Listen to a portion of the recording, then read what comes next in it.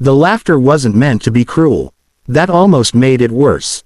It drifted lightly across the reception hall, mixed with music and the clinking of champagne glasses, soft enough that anyone confronted could deny it. Lily felt it anyway, each breathy chuckle, each whisper hastily hidden behind a manicured hand. She knew those sounds too well. They had followed her since childhood, changing shapes but never meaning. She adjusted the hem of her dress for the third time in a minute.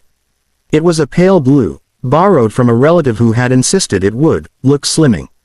The fabric pulled slightly at her arms, tight where it shouldn't be, loose where it embarrassed her most. Lily had spent an hour in front of the mirror convincing herself she looked acceptable. Not beautiful, she had long stopped hoping for that, but acceptable enough to attend a family wedding without becoming the evening's unspoken joke. As she walked past a table of distant relatives, conversation dipped. Someone cleared their throat. Another person laughed too quickly. Lily smiled automatically, the polite, practiced smile that asked for nothing and promised even less. Inside, her chest tightened. She focused on small details to stay grounded. The sparkle of fairy lights wrapped around the pillars, the sweet scent of roses, the hum of music vibrating through the floor. If she paid attention to those things, maybe she wouldn't hear the whispers. "She's brave," someone murmured behind her. "Or desperate," another voice replied, followed by a snort. Lily's steps faltered for half a second, but she kept going. She told herself they didn't matter. She was here for her cousin, for family, for tradition. Still, her hands trembled slightly as she reached for a glass of water instead of champagne. She didn't trust herself not to spill. Taking a seat near the edge of the room, Lily exhaled slowly. From here, she could watch without being watched, or so she hoped. Couples laughed easily, bodies confident and comfortable in their celebration. Lily folded her hands in her lap and reminded herself that existing was not a crime, even if the room seemed to disagree. She didn't know it yet, but this was the last moment that night she would feel completely invisible. The music shifted to something lighter, a cheerful melody that nudged people out of their seats. Chairs scraped softly against the floor as couples rose, laughter blooming more openly now that the ceremony was over and the wine was flowing. Lily stayed where she was, hands clasped tightly in her lap, watching the dance floor fill as if it were a world she wasn't meant to enter. She told herself she preferred observing. It was safer that way. From the sidelines, rejection couldn't reach her. Still, a quiet ache settled in her chest as she watched dresses swirl and polished shoes glide across the floor. Once, years ago, she had loved dancing. Back then, she hadn't known how to be ashamed of her body. The memory stung. As she shifted in her chair, she felt eyes on her and instinctively tensed, bracing for another judgmental glance. But when she looked up, she didn't see mockery. Instead, a small boy stood a few tables away, no more than 6 or 7, his hair neatly combed and his suit slightly crooked, as if he'd been wrestling with it all evening. He stared at Lily openly, not with curiosity tinged by cruelty, but with the simple wonder children carried before the world taught them to be unkind. Their eyes met. Lily smiled cautiously, unsure. The boy's face lit up, and he waved at her with unrestrained enthusiasm. The gesture caught her off guard. She raised her hand and waved back, a quiet laugh escaping her lips before she could stop it. The sound felt strange, unused, but pleasant. "Ethan," a man's voice murmured. Gently. Behind the boy stood his father. He looked just as out of place as Lily felt. Tie slightly loosened, sleeves rolled just enough to suggest discomfort rather than style. There were faint shadows beneath his eyes, the kind earned from long nights and early mornings. He rested a hand on the boy's shoulder and followed his gaze to Lily.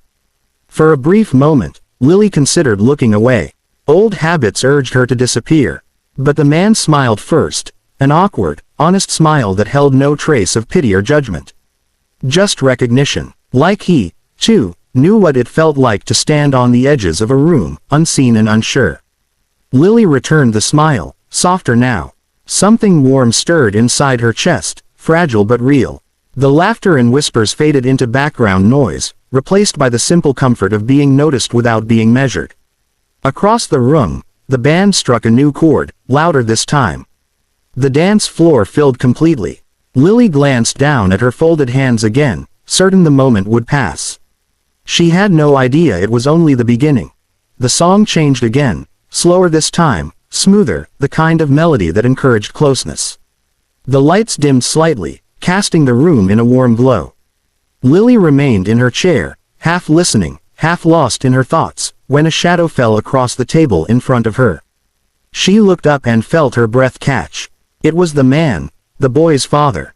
Up close, she noticed small details she hadn't seen from afar.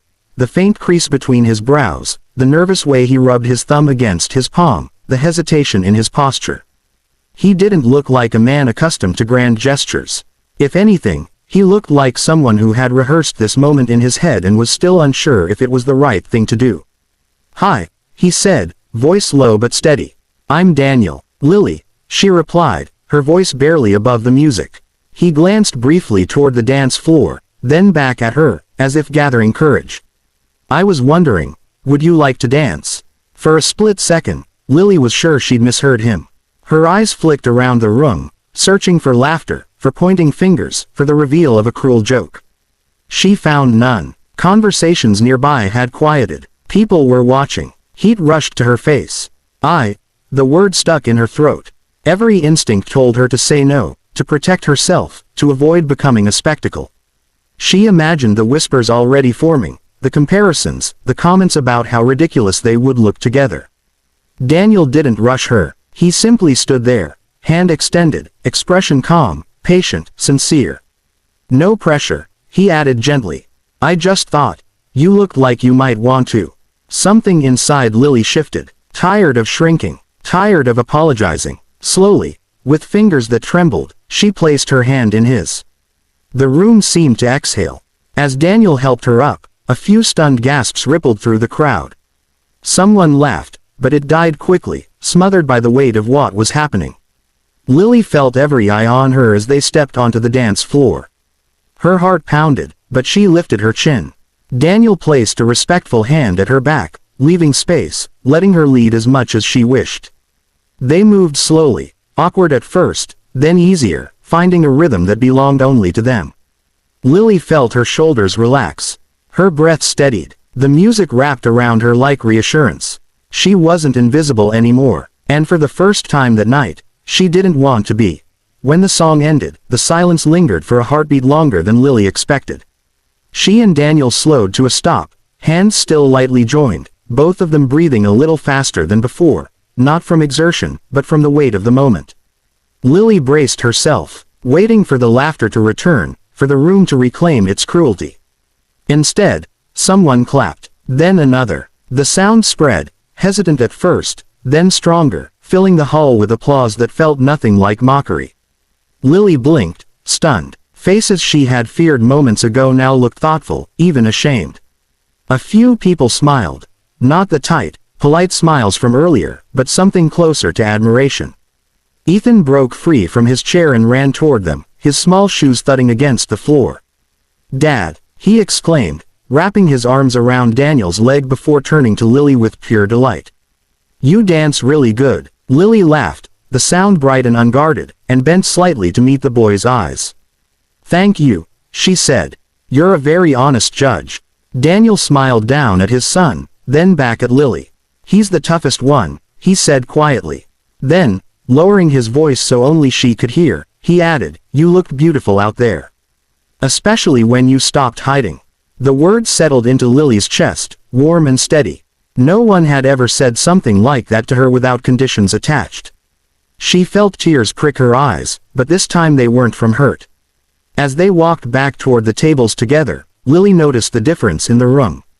The whispers were gone. The laughter had lost its edge. Some people avoided her gaze now, not because she was beneath them, but because they had seen themselves reflected in her courage. Lily sat taller in her chair, no longer pressed against the edges of the celebration. She hadn't changed her body. She hadn't proven anything by force. All she had done was accept an outstretched hand. And somehow, that was enough. The wedding continued, music, speeches, dancing, but Lily knew this night would stay with her long after the lights dimmed. Not because she had been chosen, but because she had finally chosen herself.